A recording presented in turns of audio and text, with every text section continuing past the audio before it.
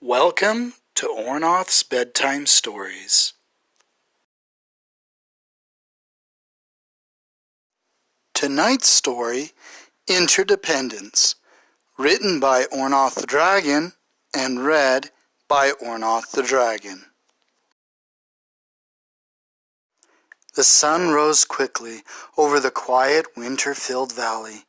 As the shadows retreated, a cottage began to spring to life as the inhabitants all worked and started getting ready for the day. 3 baby dragons all scurried about trying to make their breakfast and get their chores done while their mother Lilly sat at the table and watched. Each little dragon worked quickly and easily to take care of themselves, but none of them were helping each other. In fact, as they worked, they avoided each other so as not to get in each other's way. Lilly enjoyed how they used good manners to greet each other and to take turns cooking and cleaning up. However, the fact that they were not trying to help each other or work together made her think they needed a lesson. So she walked outside to set up a life lesson for her children. As the morning light touched her crystal scales, the light refracted, splitting to cast dozens of small rainbows on the snow all around her. It was hard to see her directly when light shined on her like this, and it would help to keep what she was doing a secret. Lilly reached into the pouch on her stomach and pulled out a tiny treasure chest and 3 pearls. This should make a good reward, she said to herself as she looked around. In a small field behind the cottage was a pond that had frozen over. Lilly decided to use her magic to make the chest float about 10 meters above the center of the frozen pond. Then she returned to the cottage. Lilly's family, or flight of dragons, believed that doing chores first thing in the morning not only helped to make your home better to live in, but also helped you to feel like you have earned the rest of your day. The baby dragons were hard at work cleaning up the cottage. Lilly waited and let them finish their tasks before calling them together for a lesson. She told them that she had a special challenge for them and a reward to go with completing it. Lilly's little dragons were all very excited for this and asked what the lesson was. Today's lesson is called Interdependence, she said. The 3 of them looked at one another and then back up at her, unsure of what she had meant. You all know about dependence, where someone takes care of you, and independence, where you take care of yourself. But interdependence is when you can take care of yourself and choose to work with others to both take care of and be taken care of by others, Lilly explained. The 3 baby dragons each nodded and started asking if they could begin their lesson. Lilly smiled lovingly at them and told them that the lesson would be outside. One of them loved this idea as he loved the snow, but the other 2 didn't like how cold it was outside. Despite the cold, everyone was excited. Lilly showed them the chest floating above the pond and asked them to see if they could reach it without flying and without working together. Then, still without flying, they could work together if they could not reach it on their own. The first to try was Jasper. The little topaz dragon wobbled out onto the ice. At the center of the pond, he probed, trying to see if there was anything holding up the chest that he could climb or knock over. But there was nothing there, and the ice was too thin to hold anything more than his weight alone. Then Lenora, The little red dragon decided to try climbing a tree and gliding over to the chest, but it was simply too far away for her to reach. Last, Ornoth the little silver dragon, he tried to use the snow around him to build a little tower so he could reach the chest, but it was too cold and dry to get it to stay together. Frustrated, the three little dragons sat together and started to talk about how they could reach the prize.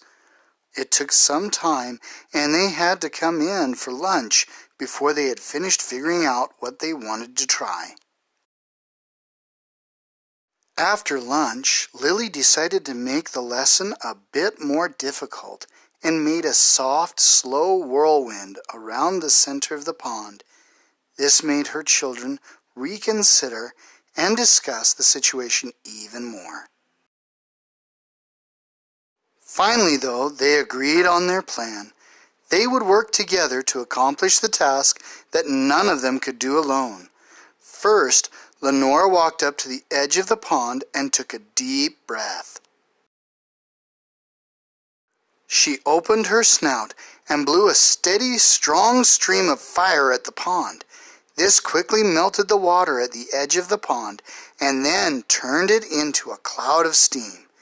Then, Ornoth quickly darted into the cloud and used his magic to form it into small square platforms that were solid enough to stand on, yet still light enough to float.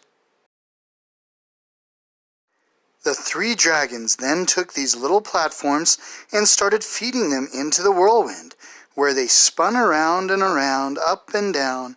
This is when Jasper wobbled forward. Jasper's disability made it so that he had a difficult time standing and had to always be moving his head to stay upright. However, Jasper had learned to make his disability an advantage. Since he had to keep moving, he learned how to dance and had become so good at it that he could stay up even when most others would fall down. So he leapt into the whirlwind and danced from platform to platform as they swirled about. His siblings cheered as he shimmied and sashayed from one platform to the next until he reached the top, where the little treasure chest was waiting for him. Jasper swiped up the chest and continued dancing his way back down to where his family was waiting for him.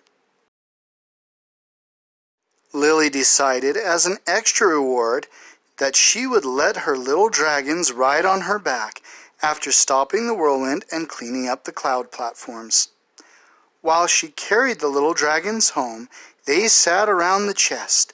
Since she had asked them not to open it until they were home, they instead took turns guessing what could be in the chest. "I think it's a bunny," Jasper said. "Don't be silly, Jasper. The chest is too small to be a bunny." "I think it is buttons," Lenora said. "I hope it is candy. Candy is super nums," chirped Ornoth.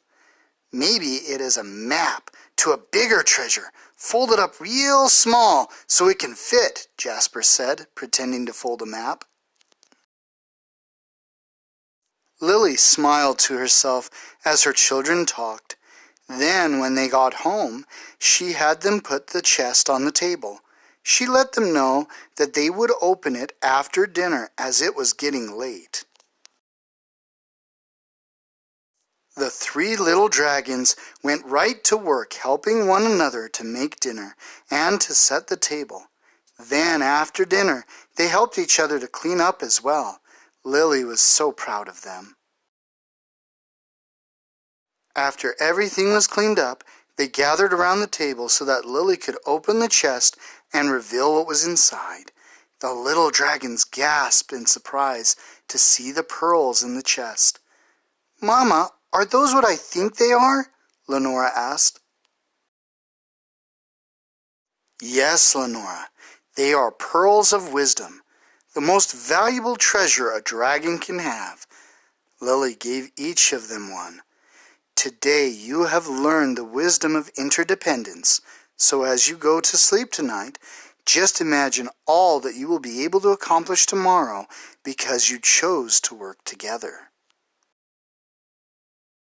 Lily hugged each of her children, and that night, as she tucked each one into bed, they thanked her for her lesson that she had taught them.